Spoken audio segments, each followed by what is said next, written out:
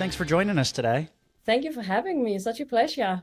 Yeah, absolutely. We were excited and intrigued. We've never spoken to anybody that does what you do. I understand you are a photographer. Is that correct? I am, yes. Okay. Have been for a decade plus. Leave it vague, right? Yes. You don't want to nail an exact number to that. I get so upset when I say I've been doing something for 15, 20 years, and I go, wow, that puts me definitely over 20. So I know some people like to say... The math just doesn't add up because I'm not that old. So right, yeah, I just turned 21 exactly. a couple days ago, of course. Stands still for me. Yeah. I feel like that's the hardest question is when people are like, how old are you? And I'm just like, oh, I have to do math in my head now. Yeah, this is the year I was born. Do math. Yeah. Yep. Or ask my Sometimes kids. I actually forget how old I am. Am I 47 or 48? I had a guy at work, and he told me we're 6 months apart, and he told me that he was 37, and I said, no, you're not. You're 36 because I'm 35, and it was this whole thing. And he's like, oh yeah, I forgot. I'll ask my kids. My kids always remember how old I am for some reason. I think it kind of depends on the day of the week. Sometimes I feel like 80, and sometimes I feel like 25. Yes, that's very fair. Yep, I feel like 85 more times than not. To be quite honest, after a night of drinking, yeah, for sure. Yeah. If I've been out on a photo shoot on a campaign outside, then I'm most definitely 80. Mm-hmm. Because I'm always I'm the type of photographer who's on the ground, you know. Sure. Oh, you're getting the good, interesting shots. You're getting the shots, Yes, yeah. Exactly. So I'm most definitely 80 after one of those. So, Anja, do you want to walk us through kind of what got you into photography? Like, how did you get started? Actually, it's a funny story because I have not always. First of all, I'm a major anti-techie.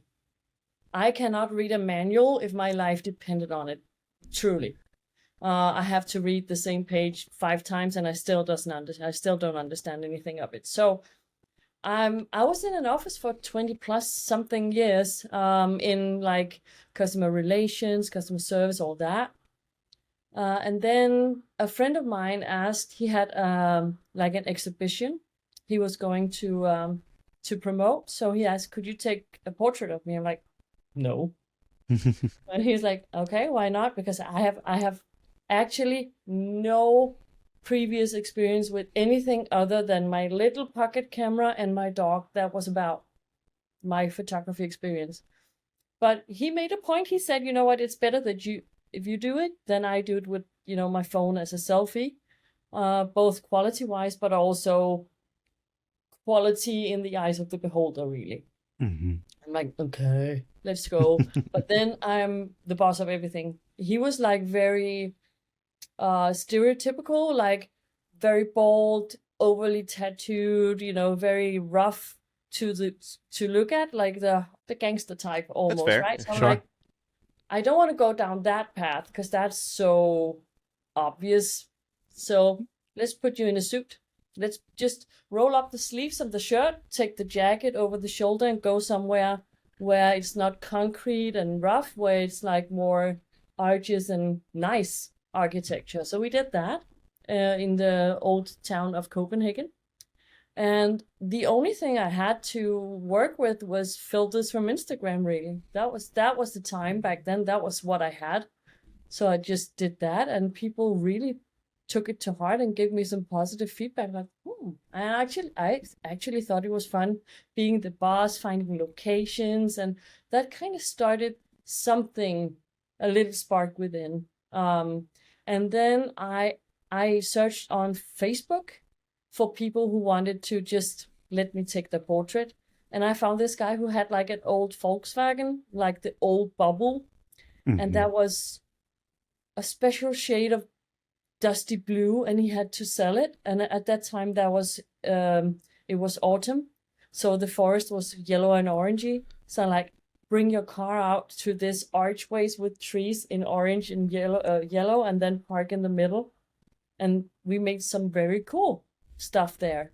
So that kind of just got things rolling for me. And then another photographer, he was about to, he had a client coming up, a client shoot with I don't know the English word for it. It's is like a soldier on a ship, not a marine per se, but the one who plays the trumpet.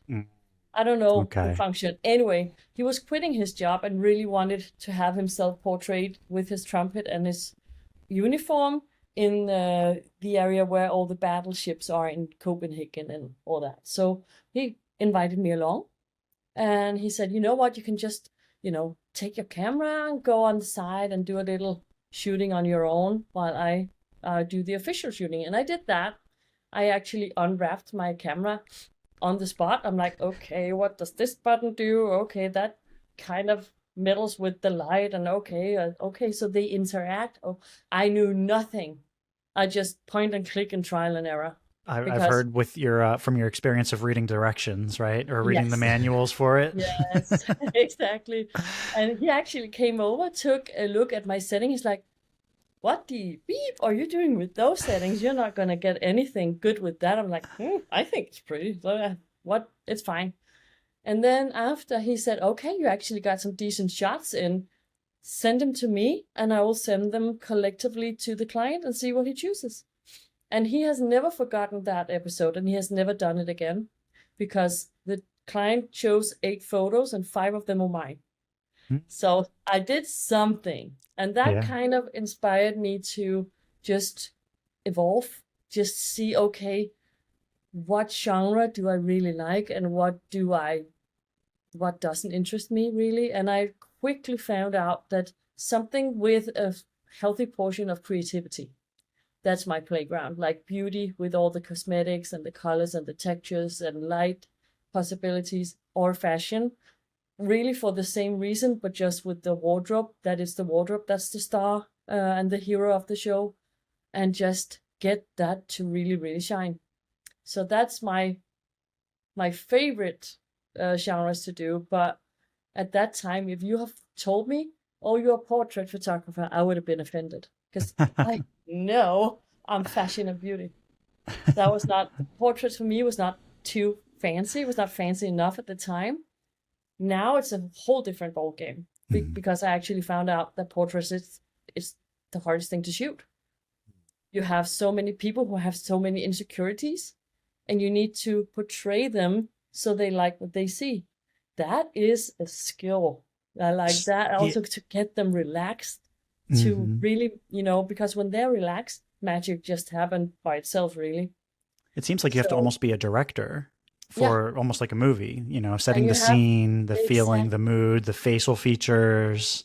And you have to really disarm them within minutes so they relax. Because if they go in their head, you have lost them. They're like, oh, I need to stand like this with the arms. I have these and these. Oh, I can't do that. Get them out of the head. Just talk to. I'm very much as I am now. I'm with them in the studio, and we have music and coffee and we laugh. I really need to disarm them. And that is half the work of being a portrait photographer. So, and I also tell them, you know what? Your editing will be very natural. It's going to be as you would say, oh, I had a good day that day. My hair was perfect. My makeup was fine. But it's still a very natural edit, because people need to recognize you. So if you step in assembly somewhere, people say, oh, that's you. Oh, okay. No, we want people to recognize you. You don't want too many of those Instagram-like filters. Oh my God. Start catfishing people. And that is it makes me so sad that people really, you can't even see the definition of a cheek anymore. It's like blur, like marzipan. And I think that's so sad.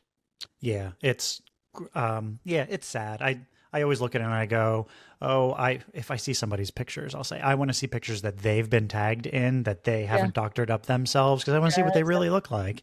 And then if you try to compare yourself to those unrealistic standards, you're never going to be happy, or, you're not going to accept that. You're going to say, I wish that I looked like that. It is a very, a dangerous place to be, because now the beauty standard has shifted so much. And I actually fell in so many times, like, oh, she's so gorgeous, and then I take a closer look, and then everything is made by a syringe, by operations, by it.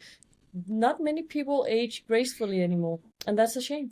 I think it's a shame that people are changing themselves too much, and from a very young age as well. I've been seeing a push. Well, I saw a couple posts, so I don't want to say like a total push, but I've noticed that people have been posting like, here is the shot that you see versus when I was actually, and it was like someone, I think she was running and Yeah, like super sweaty, and it was just like a legitimate like, hey, this is what it actually looked like, but this is what I have to post, and it was like beautiful, but this is also beautiful. yeah, So it's nice to see that there has been a little bit of a shift to see like the legitimate, yeah. organic, I think we have like a also with AI, let's just touch on that one. I think, yes, it's exciting, it's creative, it's fun right now, but I also think we will have that hilltop and then, okay, enough is enough. So right now it's fun because everyone can be a photographer or whatever. But I also think it will slow down again and then maybe just be a tool for your work. For example, if you make cups and plates, then I can take your product and introduce it to an AI, like a AI backdrop.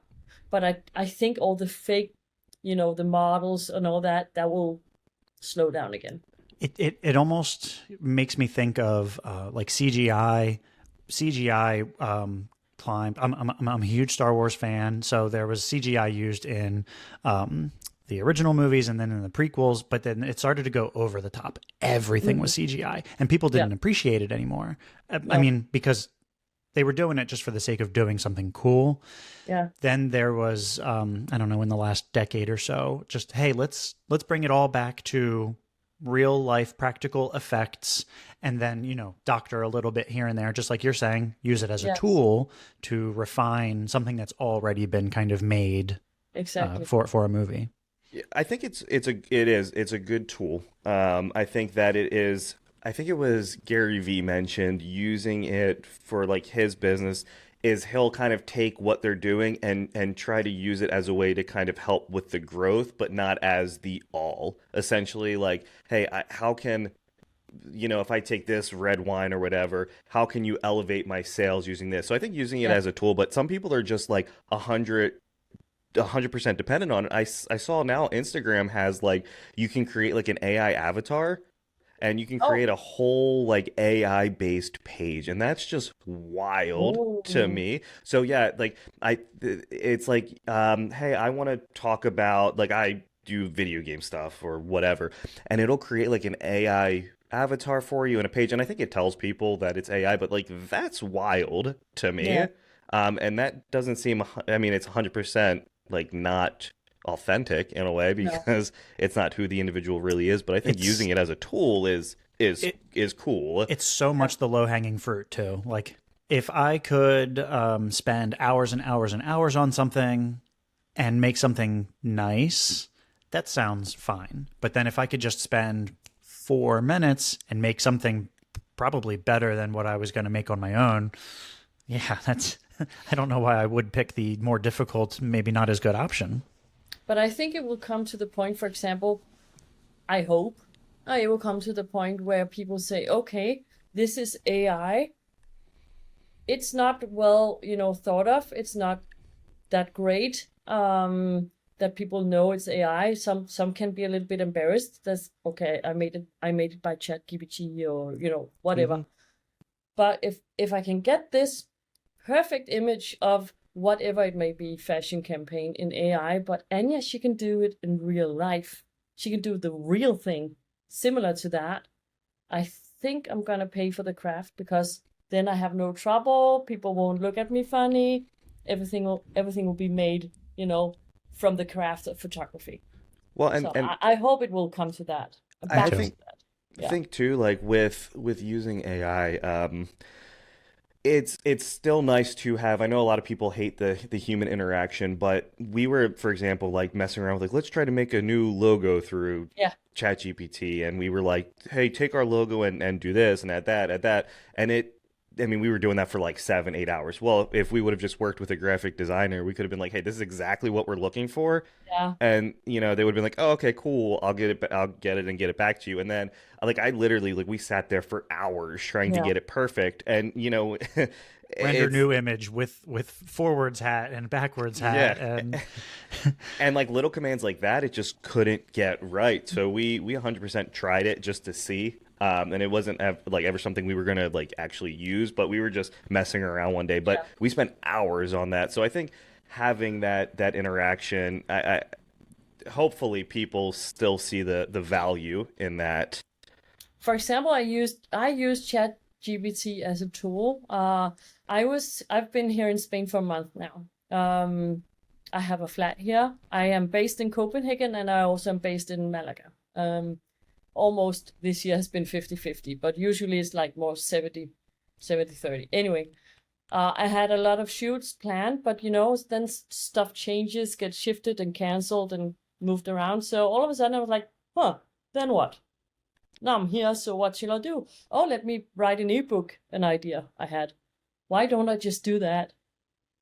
You don't just write an ebook. But what I meant to say is that I use ChatGPT. I write my text. I put it into ChatGPT to help me because it's in English, and English is not my first language. It is my second.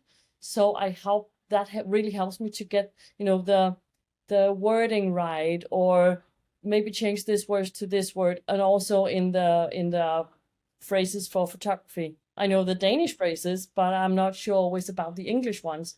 So that really helps me in that direction, and that for me is, I will be honest about that any day of the week, because that's no problem for me to admit that.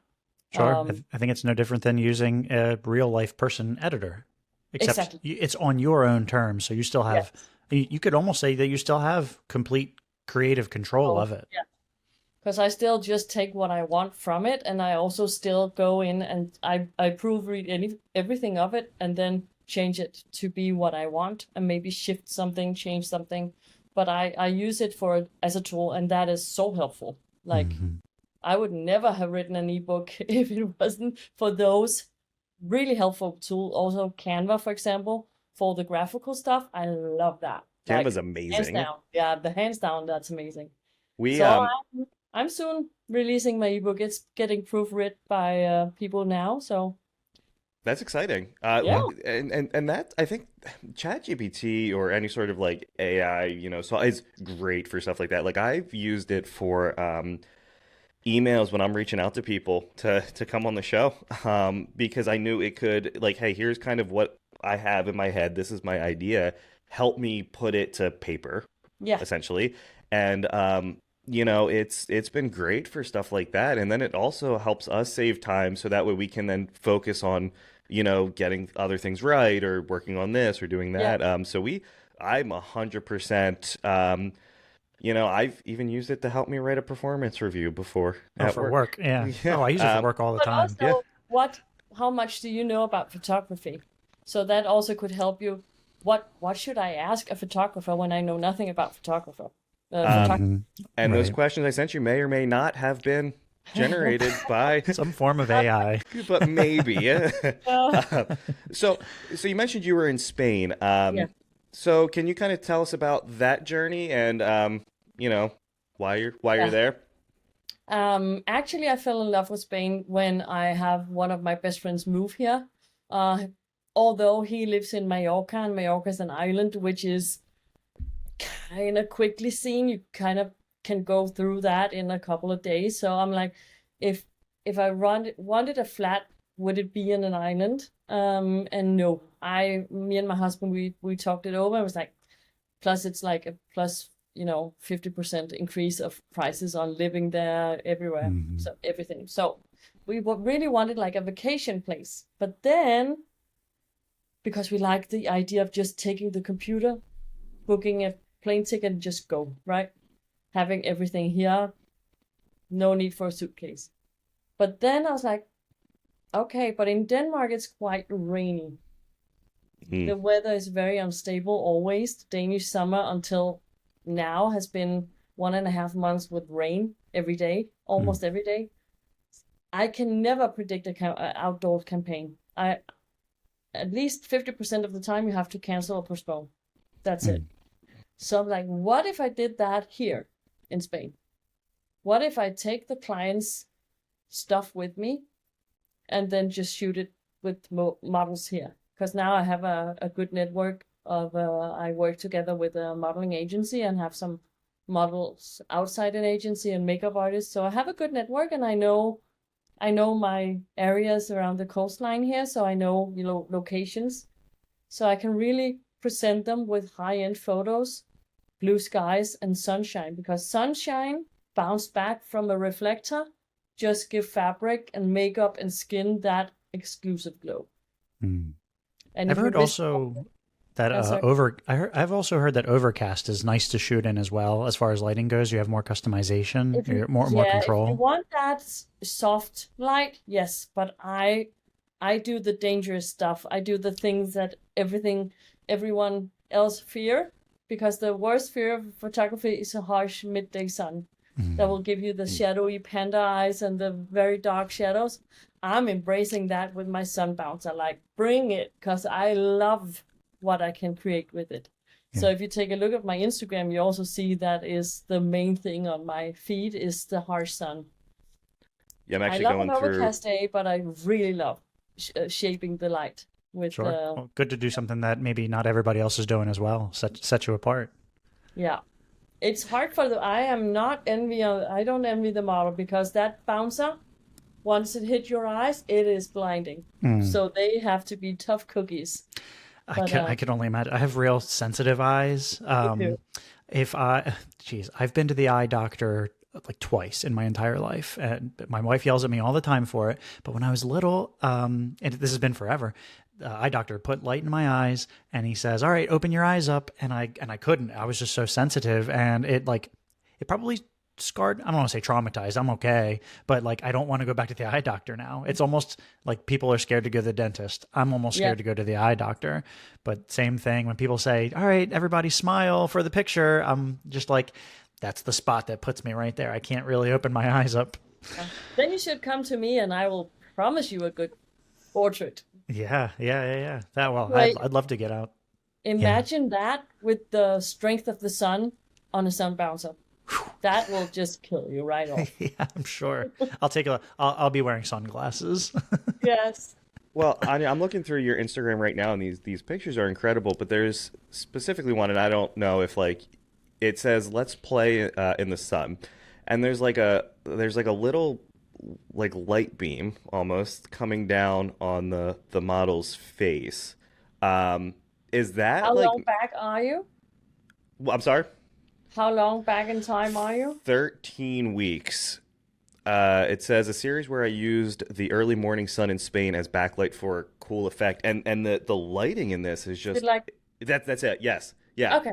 Yes. That's incredible. The way that the lighting in general is just, and is is that all just kind of, yeah. I put her with usually I have the sun in my back and she has the sun in her face. That's the normal way to go. And then I bounce the shadows. Here we did the vice versa thing where I put her back to the sun. So the sun is coming through her hair. And then I bounce the light back to her face. So she's not, because usually she will be black, completely blocked out because she has the sun in her back. So I will just bounce the light back in her face. And that's what gives the effect. That's the sun rays through her hair and on her face.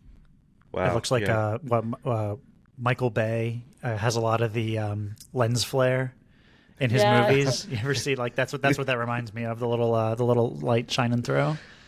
Which is probably all CGI. I could make his bank account the same thing. I can have his salary. I'm game. You just need to start throwing in a lot of explosions, and that's it. We've already said you're like a director. Yeah, you're like a director. You're setting the scene. You've got the lens flare. Are you familiar with Transformers? That's it. CGI. Let's do it. So are you currently shooting campaigns in Spain right now? Yes and no, because as I told you, things got canceled last minute. So right now I'm just I'm writing the ebook. I'm planning my next boot camp it's coming in October, where I teach other photographers here in Spain. I actually rent an Airbnb to house all of us, so we live together, and people can decide themselves if they want like a solo room or a shared room. It's completely up to them.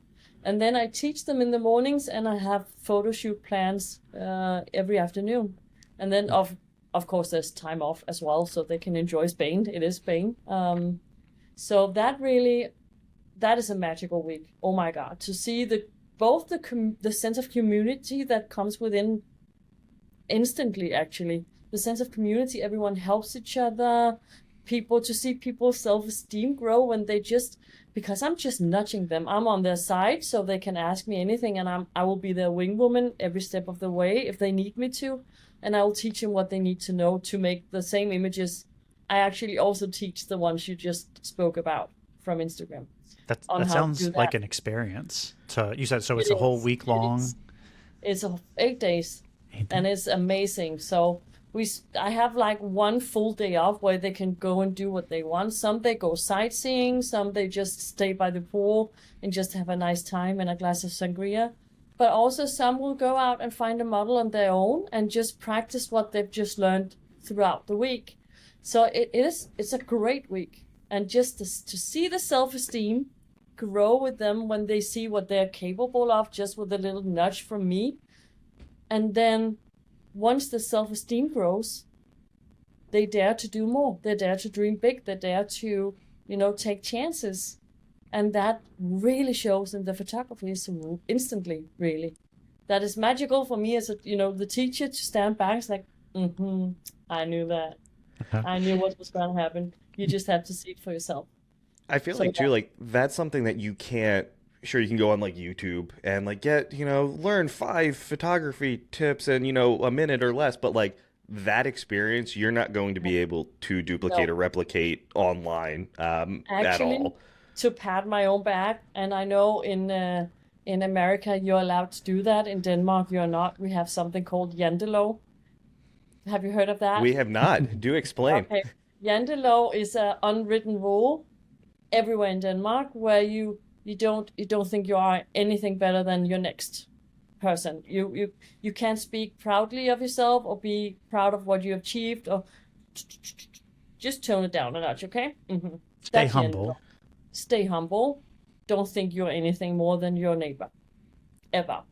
So, what I loved about I've been to LA a couple of times, New York and whatever. You can say, okay, I did this. This is freaking awesome.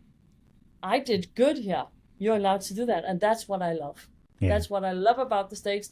There's many dislikes about the States, though, but that is most definitely a pro. If there's one thing Americans are good for, we will definitely pat ourselves on the back and make say, ourselves yeah, feel right good. on. This was all us. This is all me. Yeah, I like a nice healthy balance. I'm sure that a lot of people do, but I don't know if I could never give myself the props. I don't think I could ever say, "Hey, good. I feel like I did a good job." That would be tough. But now, are other people though allowed to give you props? Are they? You really have to impress people before they do. Danish people, we are officially the happiest people on the planet. That's the official Danish thing. I don't know why, but we're also very private, and we're also very hard to impress. But I would say, let me get back to why I would like to pat myself on the back. On my boot camp, it has a price tag, which of course is reasonable due to it's a full week. But I have had 4 students coming back more than one time. So they wanted around 2, and I even had one person coming 3 times. So, and that is not because they're dense, I might add. That is just because they really love being a part of this universe and a part of this group. So that is, I must be doing something right. If nothing else, it's got to be great for networking and meeting other people that do the same thing. It's great. I follow someone, and I wish I remember the name of the channel. They're probably on TikTok, but they'll just go up to people. I think they're in New York City. They'll go up to people on the streets and say, "Hey, excuse me, Yeah. you look incredible. Do you mind if I take your picture?" And they'll do like kind of like a professional shoot. They say for free. I'll send you the pictures or whatever. Is that like you said that the people in your boot camp will sometimes go out and find their own models? Have they ever done anything like that? Just walk up to a random person? Yes and no. They have not themselves, but I did it to show them that you can. And I did not prepare them for it because this was actually very random. We were waiting for, this was on my first boot camp ever, actually. We were waiting in a parking lot by a gas station for a Uber driver to come and pick us up and go to Malaga City. And there was like this cafe, there was a lot of bikers coming in, and all of a sudden I see this very cool guy. He had like a little ponytail slick back, sitting with his coffee, smoking his cigarette. He was very... Imagine if Pierce Brosnan and Brad Pitt has a love child, which is 45 years old. Oh, that's a cool person. That's That's really a cool cool. person. That's a cool person right there. I just saw him and I was like, do we have time? Okay, we have time. And I just stood up, took my camera, went over, said, "Hey, you look very cool. Can I take your portrait? And of course I will share it with you." And he was like, "Yeah." And they were like, "What the F is she doing? She's just getting up and going to a random stranger." And then actually he was a model. Who knew? From your description, I almost imagined he was. Yeah. So that, I think, got them excited about that. And then I just told them, you don't have to go up to people on the street. You can also plan a little bit ahead and find people on Instagram. If you search for hashtags, maybe model Malaga, Malaga model, whatever, you'll find plenty of people who will, show up for a free shoot just to do the collaboration. And then they get the photos, you do too, and you get the experience, both of you. So go. And that's the same way you find makeup artists. Use the hashtags on Instagram. Find people who would like to collaborate. Because everyone has been new at some point.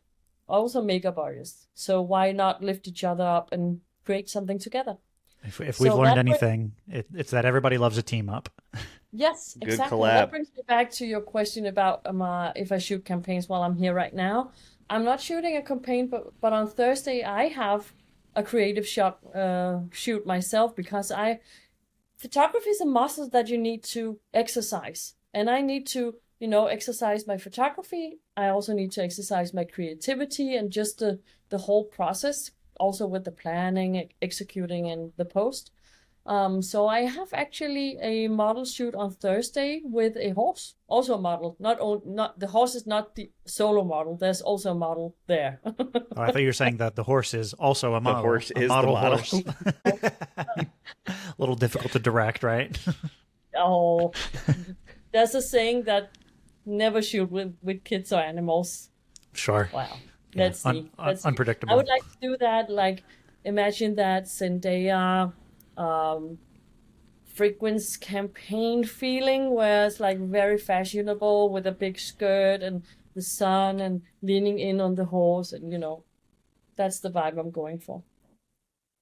So, if you don't mind me asking, what does your equipment setup, and how has that evolved over the years? I'm assuming you have a bunch of things now that you have to use for a shoot. It depends if I'm inside or outside. If I'm in the studio, oh my God, I can't even name the list. I have so much stuff. Because I'm also very creative, so I also like to evolve in the creative direction. So I have optical snoots and spots and you name it. I got everything, backdrops, so many different modifiers for the lamps. If I'm shooting outside, usually it's actually just my camera and the sun bouncer. And in studio, if I shoot a portrait, it's actually a one lamp wonder. I am rarely seen putting up more than one lamp, because for me, I don't want to intimidate people too much. And I also get that the best light is actually just one lamp. It's just one lamp coming a little bit from above, and then my reflector underneath, and then somewhere in between that. So if you don't mind me asking, what about like how do you feel about the cameras on smartphones? Eric and I, we were using the iPhone to record video for the longest time, and the quality. I mean, for us, like obviously we're not photographers, but it's decent enough. Like it looked pretty good. So like, how do you feel about the evolution of the smartphone and the cameras on them? Like, is that something that you ever use, or is that like is there value in those devices? There are several like sides to that because people always ask me, "Oh, now that the cameras have evolved to be so good, aren't you afraid of your trade?" I'm like, no. I'm happy that you can take good photos, but because you have like industrial kitchen doesn't mean you're Gordon Ramsay. Like, if you can't boil a potato or an egg, kind of doesn't matter on how fancy your kitchen is. So I'm not scared, but I love the quality. Actually, let me just fetch it. I am filming an online class on this. Is It's that a an DJI? yeah, that's an Okay. Osmo Pocket 3. And it really surprises me how good quality it is. I've also seen photographers use like one of my good colleagues, Tamara Williams. She's a beauty photographer. She usually does like pro camera, iPhone. Can you see the difference? She does the exact same thing, just with the different tools. Of course, you can see the difference. But I don't. I have seen fashion photography done with iPhones amazingly good because it depends on the person behind the camera, Mhm. the vision and the execution and also the post. You can do a lot in post, I would say. I think the iPhones also use a bit of processing power behind when they take the photos, like for focus or setting where exactly the lens is focusing. But then you can change it later.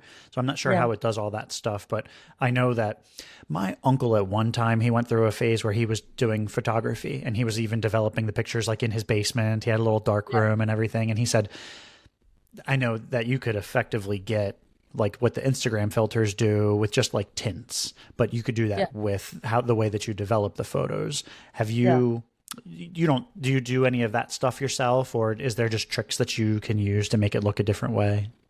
I don't do a post myself because for me, as I don't know if we spoke about this, but I am 100% self-taught. I have not any education in photography. This is just me being stubborn and creative minded. So for me, Photoshop, it's like a galaxy. It is so big and it is so technical and it is so boring. I really do not like doing the editing. I did it in the beginning, obviously, because I had no one to help me. So I learned, but I don't do it well. It bores me. It's not interesting for me. So I would much rather create the photos and then have someone whose skill set is stellar to do that. Because my limits is if I'm bored, I don't do it well. I just do all the cheat stuff. I cheat everywhere I can to just get it done with. And I really want, for example, the skin. The skin is like a whole, a whole field for itself in editing. And to get it natural, but still nice, no, it's not for me. Oh, that's fair. So I would much rather, employ someone to do it than me doing it myself. And I then think it I can focus on creating. is it safe to say that like, well, I guess some people do like it, but editing sucks. Like straight up, it sucks. But there are people that Right. like, yes, like I just want to spend hours and hours and hours. Like when I edit our episodes, like I obviously I have to do it, but I hate it. Like like editing just isn't fun to me. Yeah. I just want to do other things to kind of. So yes, I feel like yeah, editing just It's a means to an end. It's something you have to do to get your product done. But also when I'm just now, I went out filming here a couple of days ago to do my first video class ever. I'm not cutting that myself. I tell you, no, no, no, no, no, no. I would be bored within 15 seconds. And then I'm like, no. So I would much rather have someone doing it right than me doing it just because I have to. Nope. I don't like editing. But that's also the same thing with the photography. Some photographers, they they just breathe weddings. Me? Nope. No, sorry. No, thank you. And that's a big part of why we switched over to Riverside, because it's made the editing for us. I mean, it used to take me 30 to 40 hours to edit a 1 hour. That's a work week. Yeah, it was. And so like I was just cranky, miserable all the time. And I feel like finding, so like Riverside essentially is our the person that we've hired to do a lot of the editing for us, because it's just it made me a miserable person. Yeah, exactly. And if it's too much time to spend on something that you don't love, and that's how I feel. So I will create it, and then the people who loves being on the computer doing all the nitty gritty, there you go. Right. It's your baby now. Have at it. I'm still a control freak though. You can still come back to him and say, I don't like the way that looked. I will I will tell them, okay, please don't, you can color grade a little bit, but please don't go crazy. And if you do it as a copy, so I still have the original colors, but I will circle in and describe on every photo what I need fixed. I will know with lines and circles and colors and push in here, remove fly hair here, all that. But I still like it to be, I'm not the typical beauty photographer, guys. I still like it to be as natural as humanly possible, but of course polished. Because I don't like the ones where you see there's nothing in the eyes but perfectly white. It looks like doll's eyes. I don't like that. I like it to be perfect but natural as possible. So whenever I have like a new retoucher on board, I spend a lot of time teaching them my style. Because then they come back with a photo. I'm like, let's dial it back 50% or 30%. The skin is too perfect. The eyes are too perfect. You have, yes, I told you to remove fly hairs, but don't paint it off so it's like a hard edge, It still has to be some natural elements there. So, yeah, I'm very particular in that way. I also do never manipulate shapes on people. I can tell if, for example, your jacket is bulging somewhere, push that in, or if the angle does something to the proportions, then I'm fine. But if someone comes and say, oh, can you give me like bigger boobs, small waist, like a Kardashian figure? Like, It seems dishonest. Do you ever get like clients or individuals though that after they see the edit, they're like, well, can you actually like do that for me? Or like they get upset that they don't have like the perfect, like my eyes don't look like, or like the individual knows like, hey, this is what we're going for. Yes, because they've been to my website previous, and what they actually, I would say 95% of the time, the feedback I get from the stuff they see on my website before they book me is, I like your energy in your photos. I like how you portray the it's that your photos are alive. It's not just a portrait. I feel the person in the photo. And that's what they crave. They don't crave the perfection. They also like to be natural. As they say, I need to be able to come inside a board meeting and people will still recognize me from my LinkedIn photo or whatever it may be. So I'm not being Pamela Anderson in the photo, and then Angela, the politician, Angela, the German one. Do you remember her, Angela? I can't even remember the last name. Whatever, but you get the point. So people like natural, but as I said before, they need to be on a good day. Oh, my hair really worked that day, or my makeup on point. Mm-hmm. So also when they have booked a makeup artist it's optional, they can, because it's not included in my price, but they can book a makeup artist. And if they ask me, should I? Like, it's really up to you. The makeup artists know how to place the makeup and what products to use to make you shine. And also, once you've been in that chair, you just grew like 50 centimeters in the self-esteem. So it's a makeup artist doesn't mean to put on the stripper lashes and to do the full glam. It just means they know how makeup act on camera and how to make you feel full of self-esteem and pep in the step. Yeah, it's going to make them more confident, like you said, which helps you. So that's helpful. Exactly. And also, I When spend the time when they're in the chair. I spend the time with we get a cup of coffee and I sit and chat with them for the hour they get to be in the chair, and that is half work they have done. That's half the work because then they already feel like secure with me. They feel safe. They feel like comfortable. Then when I lift the camera, it takes 15 seconds when they're a little bit intimidated again because I'm doing this and then the lens is there. But then they see me behind the camera. It's like, oh, it's just Anja. We know each other already. So half the work is chatting up the client, just small talk, really, making them feel comfortable. And I do that anyway. That is just who I am. I'm a chatty person. So I can tell you too, like the way that the photographer makes you feel, I feel like it is huge. Like when my wife and I got married, the photographer, it was a husband and wife duo, and she was the meanest individual I think we've ever dealt with. Oh my God, And no. especially like I don't care as much, but like she came into like the room that I was obviously staying in, and she was like, "This is too dirty. You need to clean this shit up."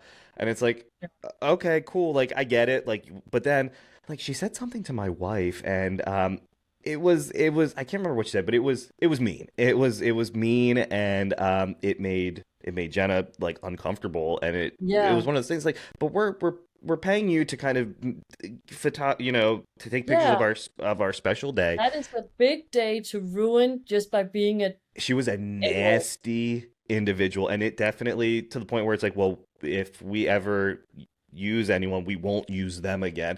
Yeah. But I think if she was friendly and kind of willing to work with us, like it would have totally changed the atmosphere and the photos that we got. Definitely. Definitely. And for me, there is so many ways to get a message across.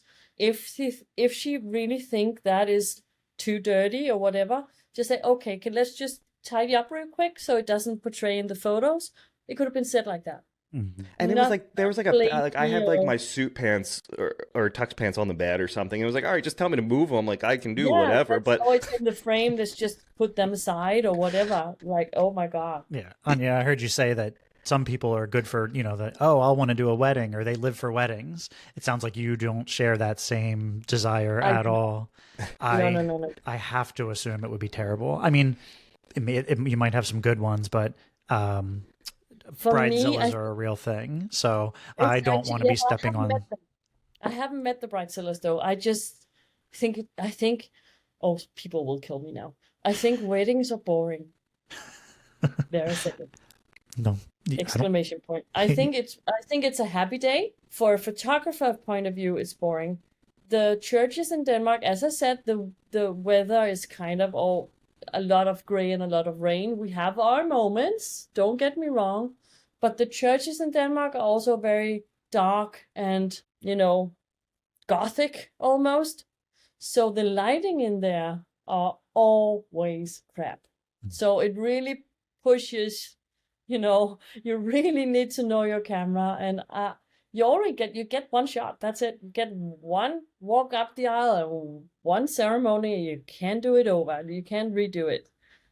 So no, I really don't like it. And I was a church singer for 11 years. So I've seen it all. So I've done a few weddings when people ask me directly, and if they are willing to pay me for it, then yes, I will consider doing it because I still need to make money, obviously, but I'm not doing the whole, from preparation to wedding walls thing. In Denmark, it's another tradition than you have in America. When do you do the dance? The first The dance is bride. like the first, after. Yeah, it's after the ceremony. Before, I guess, people. Is it after people eat or before people eat their it dinner? is after people eat. I think so. And then they start to open up the dance floor. But the bride and groom, yeah, that's right. The bride and the groom get the first dance. The regular way to go in a Danish wedding is, you usually have the ceremony in the daytime. You have some sort of small reception where people who are not invited to the party can come say hi and congrats. And then you have the dinner starting slowly, and that continues until midnight, and then you do the dance at midnight. So that means you have like a 13, 14-hour day I'm not doing that. I'm doing the previous welcome to the church, hugs for the groom, waiting for the bride, being nervous. I'm doing the reception, no, sorry, the ceremony, all the official stuff, and then when people have, thrown the rice or rose petals or bubbles or whatever, saying congrats, happy times, I pull them aside and we go for the official bride and groom photos, and then I'm off. Because people, they can book the whole thing, then they just don't need me. Because my back and my feet and I'm too old for that crap. I hear you there. No. So I will do the short version for like 4 hours. That's fine, but that's about it. Well, I feel like And again, I don't love it, so I don't evolve I don't, make myself better. I don't do classes. I don't practice. Yeah, weddings are paying the bills. They might just be paying the bills. That's it. No. For me, it is. In here, I don't know if it's true everywhere, but at least here in America, like every wedding I've been to, it's the same thing. Essentially, like Eric and I went to one wedding in Philly that was like inside of a heart, which was cool. It was like a giant heart replica, but like other than that, like every wedding is just kind of the same thing. So yes, I feel like as a photographer, like boring. It sounds like more of a rager. I think I would enjoy it more if it was in the Bahamas or the Maldives or something. Then okay, then I'll do it. Now we're talking. Yeah, right. Now we're talking. That makes it fun. That I would actually love to try, but to do it in Denmark in a old, dark and dusty church with yellow light from small, no. Mm-hmm. But also too, I feel like the pictures from at least my wedding I've looked at 0 times. When we got the book, I looked at them and I was like, oh, this is cool. But like, I don't post a picture of me putting on a tie in my hotel room from 10 years ago. That's because you're a guy. Yeah, maybe. It's true. Maybe that's why. You know what? It's something cool to show the kids. When when they get older, it probably is. They think they'd appreciate to see that. Getting ready for It's probably one of those things that you'd regret not having when you're older. And I also myself went for the videographer. And that I have never regretted because I have all the speeches. He really did cut a 7-minute video that just took everything in. But most importantly, it had that I can watch that without crying because I get so emotional because it just captured every single feeling and, the whole thing in 6 or 7 minutes. So I really treasure that video so much.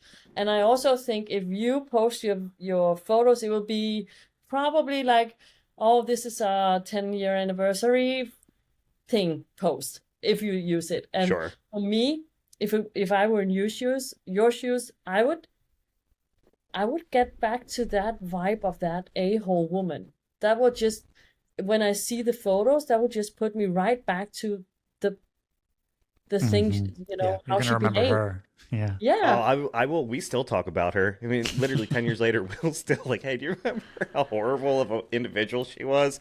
10 years, like, she should have no impact. But she is there on a very vulnerable day and a very special day. Yep. So obviously you're going to remember her. So what you should do is redo your vows and do it with another photographer. That's a good idea. Yeah. To just redo the whole thing, not the whole thing, but your way 10 years later or how many years you've been together, and just do it small or big, whatever you like, but get the photos redone. I like that idea, Greg. This time, don't do it with the heaviest tux on a beach in Florida because we got married. That day, yeah, so we'll have you come out to kind of redo it for us. We got married on a beach in Florida, and it was hot as hell. And I think Eric almost died from a heat stroke. And it was like, I was up all night the night prior, though, drinking after the rehearsal dinner too. And then I put this tux on, and I'm sitting. You were hungover. A little bit. So, it was brutal. Anja, so moving forward, like into the future, I know you said you have you have an ebook coming out. What other plans do you have? Well, I have the ebook coming out. Yes, I'm actually contemplating because this ebook came across like on an idea, a whim, and I was like, I can write an ebook in 5 minutes. Psych. Yeah. as if, even though we have all the tools All those available, tools. stuff takes time because I'm also very perfectionist. So I really want it to be good. So I was like, okay, I will do this on one subject, but I'm like, I kind of went all over the place. So now I want to do the A to C kind of photography book, and then also split it into chapters so people can decide if they want the whole thing or just to buy the chapter on natural lights or whatever it might be, right? So I need to elaborate a little bit on that. So that I'm working on. And then I'm working on my academy part because I have my 1-day workshops in Copenhagen on different subjects such as creative beauty in the studio, colored lights, all sorts of stuff. And then I have my boot camp in Spain. So that kind of turned me in direction of teaching, which I never would have thought I would do because, as I said, I'm anti-technical. What can I teach people? I can teach people exactly that you can do this for a living even though you're not technical. Take me as proof. And then my approach is very hands-on. So I would much rather show you how it's done than tell you theoretically how it's done on a board.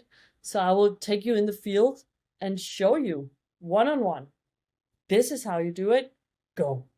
And then I will supervise. So I will do that more. I will I'm working on this is actually still in the works, on a model boot camp. Not only photographer, but I also want to teach models on how to be models. And then I'm working on more ebooks, and also I'm working on the online thing with videos. I just shot my first ever online class, so that is fresh on the cutting board. Like, that is not even sent. Maybe I should send it to you to edit my stuff. I'm just kidding. Yeah, Greg thanks. loves it, from what I've Yeah, heard. I'm a huge fan. So we just filmed that, I think, 3 days ago, and that was on the hottest day here. And I tell you, just to stand in front of the camera for hours and hours on end, everything is running down your neckline and back, and you just have to pretend there's nothing wrong, everything is fine, sweating like hell. But it was an experience. I was actually so nervous, even though I was doing everything I know, and I love teaching, but I'm used to teaching for people standing in front of me. Now I have to look inside a camera and do that with the same energy. And what if I forget something? And I made Canva boards and get an overview to remember everything, because I don't do well with manuscripts. I will just fuck them up, really. I will give me bullet points and feed me words, and then I can talk, but don't expect me to follow a manuscript. I will just F that up so fast. But that I want to do more of. And then get more and more smaller, newer clients, fashion clients, accessories, fashion, whatever product you need shot on, both as a product photography, but mostly on a model. Send them with me to Spain and I'll do that. So yeah, that's what I wanna be here more and more. My dream is to be here like 2 months, go back 2 months, come back 2 months, so back and forth. Get some variety. And bring yeah, exactly. Because I am really depending. I'm really addicted to sunshine. Truly. It's good for you. It's definitely good for you. I share your desire for sunlight. Yes, please. You know what I'm almost picturing? Are you familiar with Austin Powers? I am. Do you ever do a photo shoot that's like that? I'm sure that's for comedic purposes, where he's what's the scene where he goes, "Oh, you're a tiger, and he's directing. Is it ever that silly or over the top when you're doing shoots with a model? Never like that. We will make fun, but not. I would never be Austin Powers seriously, but we will make fun, and also because the tone has to be light. I'm a fun, bubbly person, if you ask me, obviously. I don't like it to be serious. I like the models to feel comfortable and let's have fun with it. Because also if I do like a collaboration, we're all there for free. we just announced a collaboration that we're doing, and Eric and I shot the promo for it. And we shot the first one after like a long day of like doing other interviews. And my wife came in and she was like, "Could you be any less enthused?" And it was like because we were just so tired, and we were like reading it like from the script, and she was like, "Yeah, you guys got to do that again." Yeah, I said, so then we shot it. We're like, let's just have fun with it. We're like, oh yeah, this is 1,000 times better when you're not taking you're having fun with it, and you're not just like trying to follow the teleprompter and read exactly what it says. I've got to crack a smile and make myself seem a little silly and go a little over the top, even if that's not normally who I am. I think every single time, the reason I asked is because every single time I'm in front of a camera, I think to make it more fun, I reference that scene. I always go, "Oh, you're a tiger," and then it's funny, and then I find out who else is the Austin Powers fan in the room. I can actually just all of a sudden, and this I did it actually today, this morning. I had like there's a famous Danish actor vacationing here, and he's been in my studio, and I wrote him like, "Why don't you come, down from your mountain and just let's do a beach shoot, like just a headshots of you in the beautiful daylight here." And he's like, "Yeah, I'm coming." So, and then all of a sudden because he kind of got a little too serious, and like, I did my worst pirate laugh ever, like, and because he wasn't prepared, he just laughed out loud. But that got me what I wanted, so I can do stuff like that. And I've also, before I became a photographer, I really wanted to learn how to instruct my models. So I started out modeling for photographers myself before getting behind the camera. And I found out what not to be. Don't be the silent type that doesn't tell people what to do. And I have actually had that presented to me for serious, like, "Look at me like you're making love to the camera." I kid you not. He said that. Oh, let me just present my studio boss. Oh, look at that. She's with me in Spain, and she's my boss lady. Oh, that's cute. Those eyes are gorgeous. Scarlett? Yeah, Scarlett, the diva. Oh, she's really cute. So she is always with me, also in the studio. She will stay home when we're out shooting outside, though. It's too hot for her. Sure. Yeah. That's fair. Puppy tax. Yeah, right. Yeah. Poppy up TikTok, poppy up Instagram. Right. Oh, yeah. Oh, yeah. Anja, well, thank you for joining us. We appreciate you taking the time. We're very happy that we were able to coordinate our schedules with such a different time zone to get you on. Perfect. And good luck on your ebook and your boot camp. And it sounds like you have a lot going on your campaigns. Yes. So good Very luck exciting. with all of it. Thank you. I hope to see you soon. Yeah, you as well. Thank you. Absolutely. Thank you so much.